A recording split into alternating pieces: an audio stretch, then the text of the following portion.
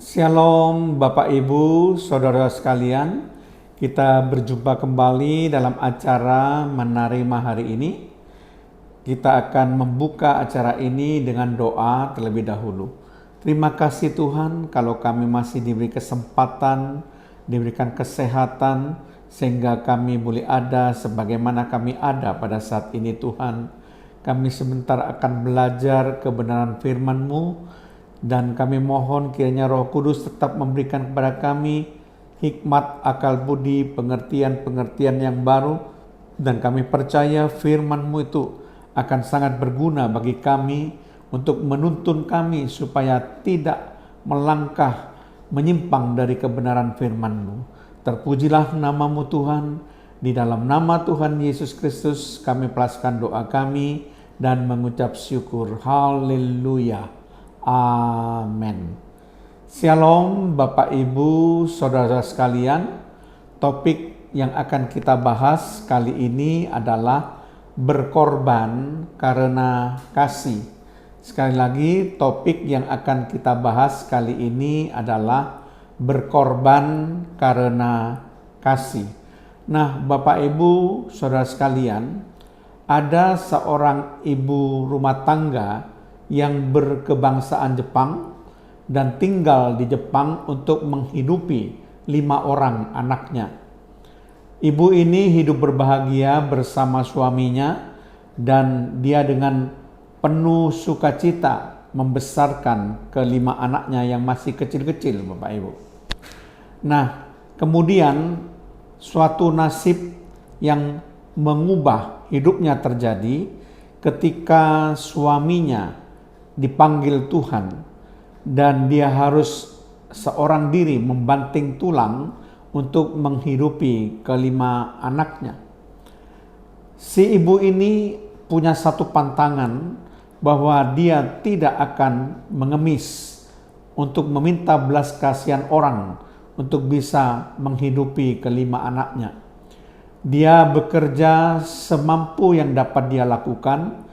Dia mengumpulkan botol-botol bekas, kemudian kardus-kardus untuk bisa dijual. Dan ketika dia sudah mendapatkan uang hasil penjualan dari botol-botol bekas dan kardus-kardus itu, dia pergi ke pabrik roti dan membeli roti kering, yaitu roti yang paling murah untuk bisa memberi makan ke-5 anaknya.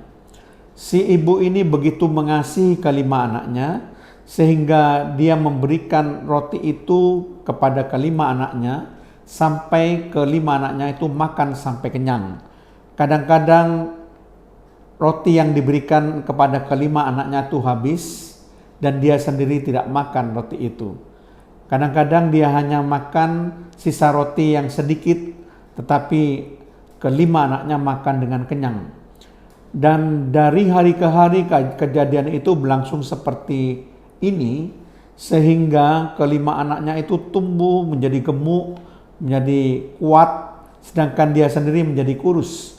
Karena kadang-kadang lebih banyak dia tidak mendapat bagian roti yang dia beli dengan hasil penjualan botol-botol bekas dan kardus, karena terbatas uang yang dia dapatkan.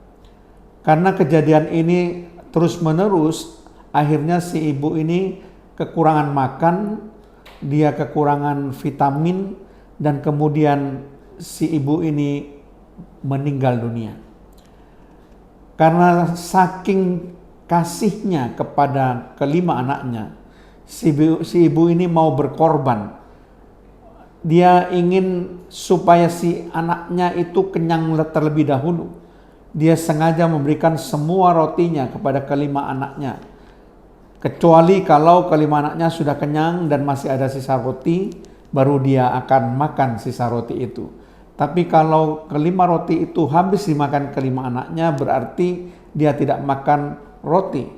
Dan itu kerap kali terjadi sehingga kesehatannya menurun dan dia kekurangan makan dan akhirnya dia meninggal dunia.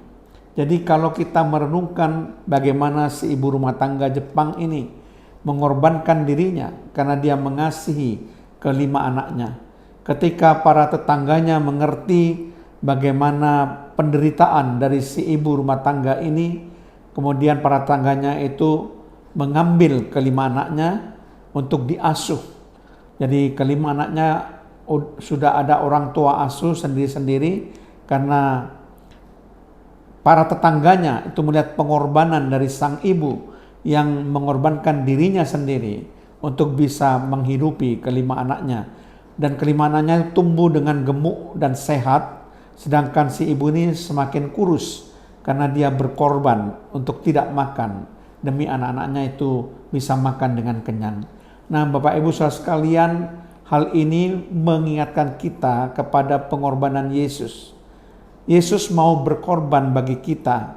Dia mau mengorbankan, bahkan nyawanya diberikan karena dia mengasihi kita. Kalau kasih ibu ini kepada kelima anaknya begitu mencengangkan, mempesona kita, apalagi kasih Yesus, dia memberikan nyawanya untuk mati di kayu salib supaya kita boleh diselamatkan. Padahal Tuhan Yesus tidak berdosa. Tuhan Yesus tidak melakukan kesalahan apapun yang layak untuk dia dihukum mati, untuk dia disalibkan. Tetapi karena kasih-Nya kepada kita, Tuhan Yesus berkorban, menyerahkan nyawanya untuk menebus dosa kita. Sebagaimana di dalam Roma pasal 5 ayat 8, di situ disebutkan bagaimana ayat ini menunjukkan kasih Yesus yang begitu besar kepada kita. Mari kita baca Roma 5 ayat yang ke-8. Akan tetapi Allah menunjukkan kasih-Nya kepada kita oleh karena Kristus telah mati untuk kita ketika kita masih berdosa. Perhatikan kata-kata Kristus telah mati untuk kita ketika kita masih berdosa. Itu melambangkan kasih Kristus yang besar, yang luar biasa, yang mau menanggung dosa-dosa kita, sehingga dia harus mati di atas kayu salib supaya kita boleh hidup dan diselamatkan. Nah, Bapak Ibu saudara sekalian, mari kita menghargai pengorbanan Yesus yang begitu besar sehingga kita boleh diselamatkan. Sama seperti para tetangga itu melihat pengorbanan dari ibu rumah tangga Jepang itu, karena kasihnya yang begitu besar ke 5 orang anaknya, sehingga dia menyerahkan nyawanya demi supaya anaknya boleh tumbuh dengan sehat dan tidak kelaparan. Kita lebih-lebih lagi harus mengasihi Yesus, melebihi semua yang ada di dalam hidup kita, melebihi semua yang kita miliki. Kita mengasihi Dia lebih dari segala-galanya. Mari kita berdoa supaya kita sungguh-sungguh dikuatkan oleh Roh Kudus dan kita tidak menyia-nyiakan pengorbanan Yesus yang sudah memberikan nyawanya bagi kita. Terima kasih Tuhan, kami menyadari kasih Yesus yang begitu besar. Yesus mau berkorban karena kasih-Nya kepada kami. Ketika kami berdosa, Yesus mau mati di kayu salib menanggung dosa-dosa kami. Terima kasih Tuhan Yesus atas pengorbanan-Mu. Terima kasih Tuhan Yesus atas kasih-Mu. Biar kami selalu mengingat apa yang sudah Tuhan Yesus lakukan bagi kami. Terpujilah nama-Mu Tuhan, di dalam nama Tuhan Yesus Kristus. Haleluya. Amin.